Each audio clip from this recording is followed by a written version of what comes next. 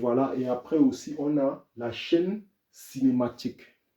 La chaîne cinématique, c'est ce bloc-là qui comporte les roues et le moteur et tous ces agrégats. Voilà, c'est grâce à la chaîne cinématique que la voiture peut se propulser, que la voiture peut avancer. Et c'est aussi naturellement l'un des plus importants, hein, parce que sinon, une voiture statique aussi, ça ne servira à rien. Il faut bien que ça avance, il faut bien que ça nous porte d'un point A à un point B pendant un certain nombre de temps donné. Voilà. Et grâce à ça aussi, on a le différentiel. Le différentiel est, il y a le différentiel avant et arrière. C'est cela qui nous permet lors de la circulation de pouvoir tourner à gauche, à droite. Ça permet qu'on reste sur la route lors de notre virage. Parce qu'il y a toujours à gauche et à droite des roues. Si c'est que les roues de gauche et de droite ont la même vitesse lors du virage, on aura accident dans tous les cas, selon la vitesse à laquelle on roulera.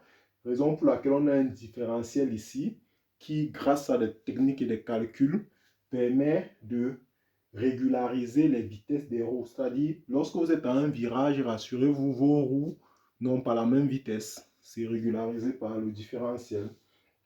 Voilà, c'est une technologie très, très intéressante, hein. Et on va parler de ça aussi en détail au futur. Et après, on a le moteur. Vous voyez, c'est dans le moteur que l'énergie, tout ça se passe et que ça quitte de l'énergie. Il y a une énergie qui est d'abord créée dans le moteur qui sera ensuite transformée en énergie mécanique et tout et tout. Tout ça, on va parler pour que la vidéo ne soit pas longue. On aborde juste de manière brève, quoi.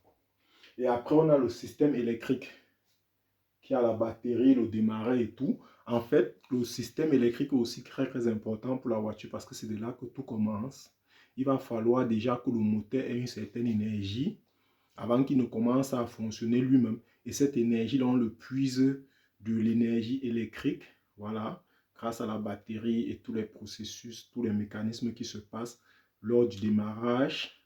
Ça va contacter les bougies et boum, le moteur va commencer à tourner. Anyway, comme on a dit déjà, c'est ce qu'on va parler aussi en détail, hein. Donc, pour le moment, retenez pour aujourd'hui que la voiture actuelle a dans 30 000 pièces environ et pèse autour d'une tonne. Voilà. Et qu'il y a un mécanisme qui entre en jeu pour que tout ça se déplace et nous rend service. Voilà. Et il faudrait aussi